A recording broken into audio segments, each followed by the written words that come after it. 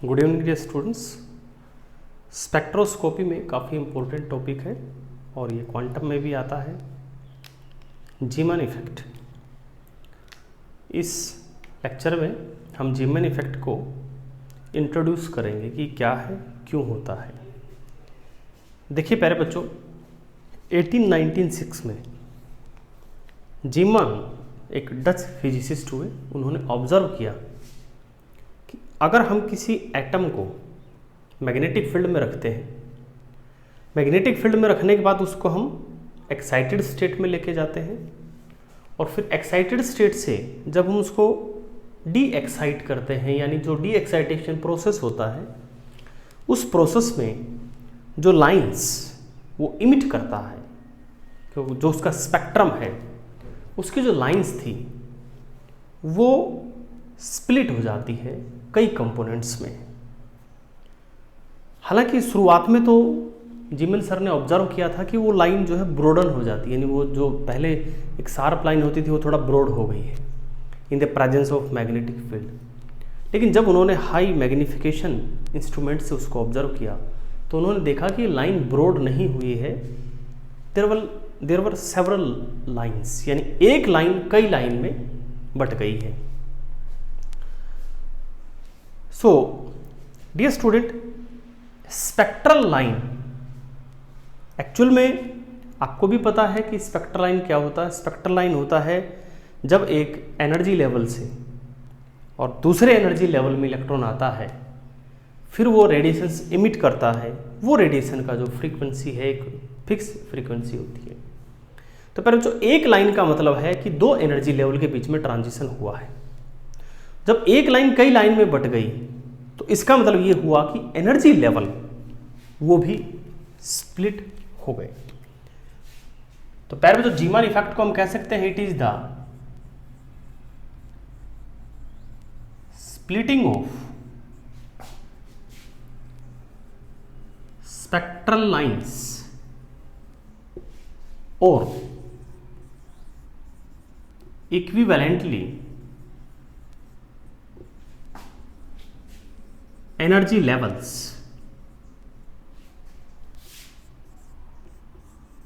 in the presence of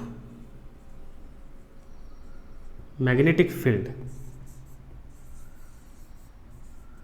is called जीमन effect.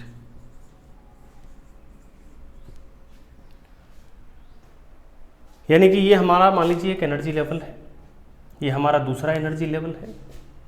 एक electron जब यहाँ से यहाँ जंप करता है, वी गोट सम रेडिएशंस। तो जीमन इफेक्ट के अनुसार जब आप मैग्नेटिक फील्ड में इसको रख देते हैं तो these energy levels got splitted. And dear student, अगर हमारा फील्ड स्मॉलर है, ज़्यादा नहीं है, if the applied field is smaller, then splitting is proportional to the field। ये भी ध्यान रहे कि स्प्लिटिंग जो है that was directly proportional to the field, but provided the applied field must be small. अब इसको अगर हमें समझना है जीमन इफेक्ट को, तो इसको समझने के लिए हमें एक एग्जाम्पल लेना है। उस एग्जाम्पल से हम रिलेट करेंगे कि व्हाई दिस स्प्लिटिंग अकर्स। प्यारे बच्चों, हमारे पास एक मैग्नेटिक फील्ड है, इस डायरेक्शन में जो ब्लू लाइन से मैंने दिखाया हुआ है, और इस मैग्नेटिक फील्ड में हमने एक मैग्नेटिक नीडल रखी हुई है।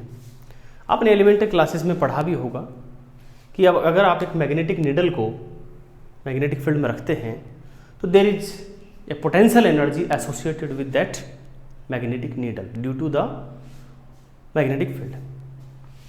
और प्यारे बच्चों, वो जो पोटेंशियल एनर्जी है इस मैग्नेटिक नीडल की, इट डिपेंड्स ऑन थीटा। अगर आप इस मैग्नेटिक नीडल को थोड़ा सा डिस्टर्ब कर देते हैं तो प्यारे बच्चों it will execute simple harmonic motion, ये ऐसे करेगा और ये ऐसे करेगा अपनी इक्विलिब्रियम पोजीशन के अबाउट, जो है हमारा magnetic field B. This is the equilibrium position for this vibration.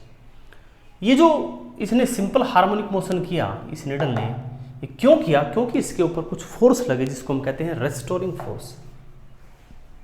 Restoring force यानी कि ये वो फोर्सेस हैं जो इस नीडल को बी के साथ रखना चाहते हैं। एंड ये स्टूडेंट, जब ये वाइब्रेशन होता है इसमें, तो इसकी जो वाइब्रेशनल फ्रीक्वेंसी है, ये फ्रीक्वेंसी डिपेंड करती है मैग्नेटिक फील्ड पे।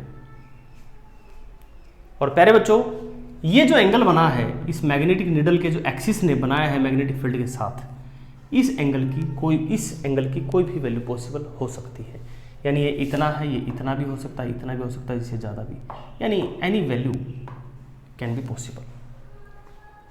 और not only value, theta can change by any amount. ये एंगल कितना भी बदल सकता है, ये इससे ऊपर कोई किसी तरह की कंडीशन नहीं है। और प्यारे बच्चों, जब ये ऐसे एग्जीक्यूट करेगा SHM, तो फाइनली एग्जीक्यूट करता करता करता करता और रुक जाएगा, क्योंकि ये जिस नीडल के अबाउट एग्जीक्यूट करेगा SHM, उसके बीच में और नीडल के बीच में एक फ्रिक्शन होगा। फिर वहाँ एयर भी है। जब ये SHM एग्जीक्यूट करता है तो एयर और इसके बीच में भी फ्रिक्शन होगा, और ये अपनी एनर्जी को लूज करता हुआ फाइनली इस बी के साथ आ जाएगा, यानी अपनी एनर्जी को ये डिसिपेट कर देगा in the form of heat radiations. Now dear student, इसका जीमन इफेक्ट से क्या लेना है वो सुनिएगा। देखिए प्यारे बच्चों, हमारे पास एक मैग्नेटिक फील्ड है, फिर से हम इसको ब्लू से ही दिखाएंगे। ये हमारा मैग्नेटिक फील्ड हुआ बी, और इस मैग्नेटिक फील्ड में हमारे एटम्स रखे हैं, और प्यारे बच्चों एटम में इलेक्ट्रॉन्स रिवॉल्व कर रहे हैं। तो ये मैंने इलेक्ट्रॉन का एक ऑर्बिट बना लिया प्यारे बच्चों। ये एक इलेक्ट्रॉन का ऑर्बिट है जिसमें इलेक्ट्रॉन ऐसे रिवॉल्व कर रहा है। मैं वैलेंस इलेक्ट्रॉन की बात कर रहा हूं। प्यारे बच्चों, electron is a charge particle and the motion of charge particle is always associated with a current, and current is always associated with a magnetic field। जब एक इलेक्ट्रॉन रिवॉल्व करता है तो वो एक करंट लूप की तरह होता है, और प्यारे बच्चों करंट लूप एक मैग्नेटिक डाइपोल की तरह होता है। तो प्यारे बच्चों, ये हमारा जो इलेक्ट्रॉन रिवॉल्व कर रहा है इस तरह से, इसका अपना एक मैग्नेटिक डाइपोल मोमेंट है।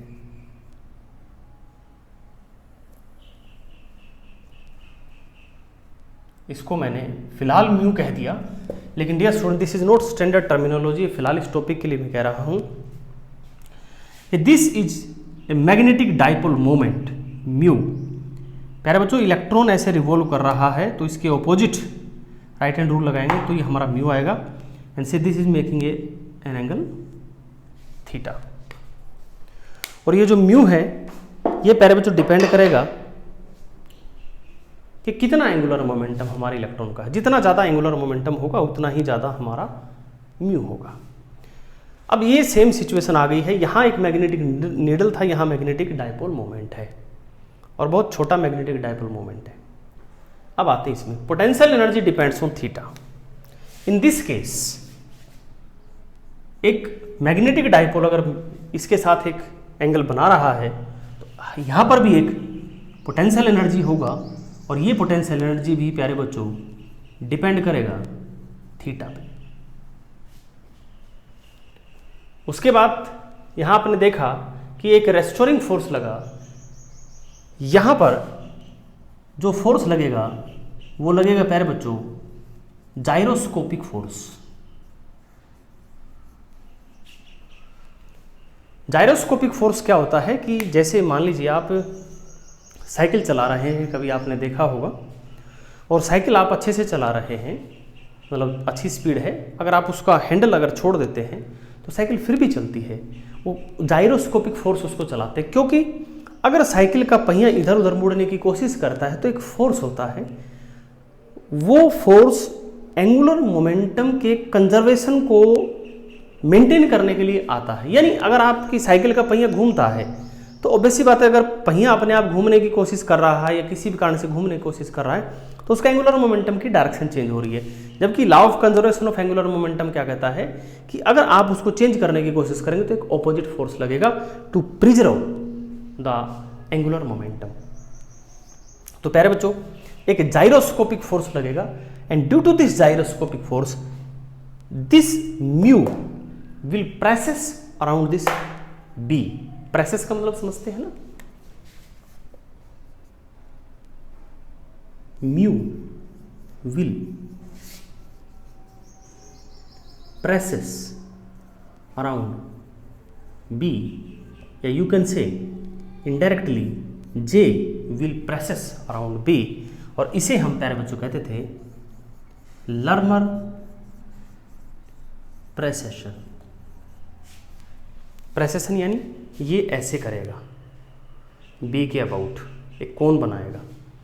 तो इसमें रिस्टोरिंग फोर्स के कारण इसने एसएचएम किया, इसने जाइरोस्कोपिक फोर्स के कारण प्रेसेशन किया। फ्रीक्वेंसी डिपेंड ऑन बी, यहां पर जो फ्रीक्वेंसी होगी उसे हम प्रेसेशनल फ्रीक्वेंसी कहेंगे या लर्मर फ्रीक्वेंसी भी कह सकते हैं। So precessional frequency depends on B. Theta can have any value. प्यारे बच्चों, ऐसा नहीं होगा। अब थीटा की वैल्यू यहां पर कोई नहीं, यहां पर थीटा की वैल्यू फिक्स है।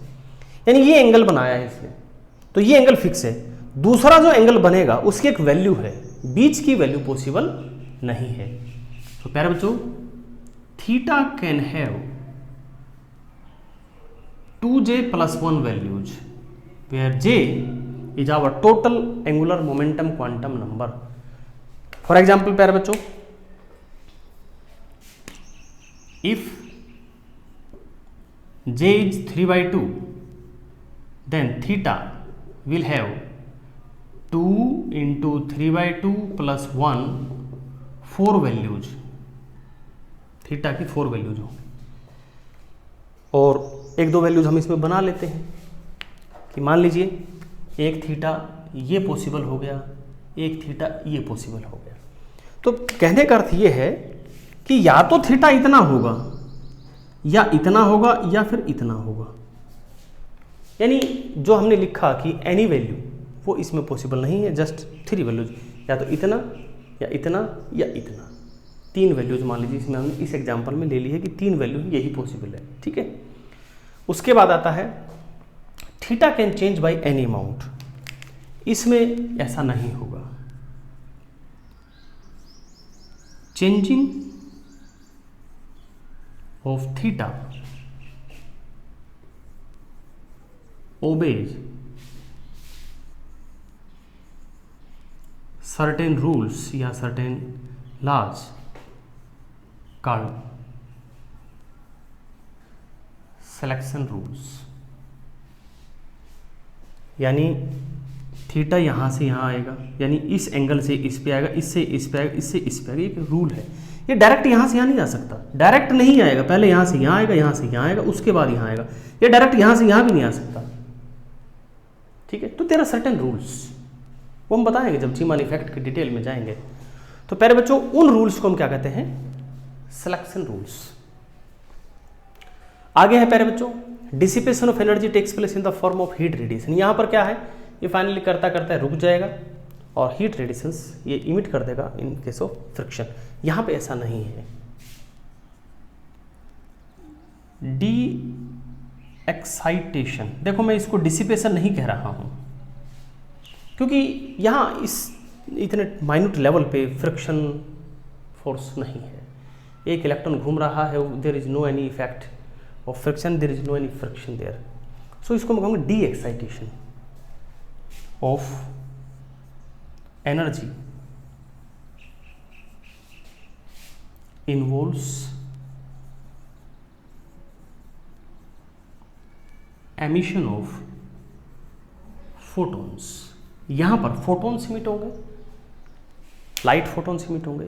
इंफ्रारेड के केस ये इलेक्ट्रॉन जो इमिट कर रहा है इसमें इंफ्रारेड रीजन में भी आपकी एनर्जी मिल सकती है और विजिबल रीजन में भी मिल सकती है, अल्ट्रावायलेट में भी मिल सकती है। ये डिपेंड करता है कि आपने कौन सा मटेरियल, कौन सा एटम आपने सेलेक्ट किया है और उस एटम का किस एनर्जी लेवल की ये बात हो रही है। तो ये प्यारे बच्चों इसमें किसी में भी हो सकता है, but it will be in terms of photons, ये ध्यान रहे। तो प्यारे बच्चों आई थिंक आपको समझ में आया होगा, this is our Zeeman effect. और उसका ये मैं फिर कह रहा हूँ दिस जस्ट एक इंट्रोडक्शन है, हमें आइडिया आए कि what do we mean by Zeeman effect. तो इसका अच्छे से नोट्स बनेगा, फेयर कॉपी में लिखिएगा और thanks for watching the video.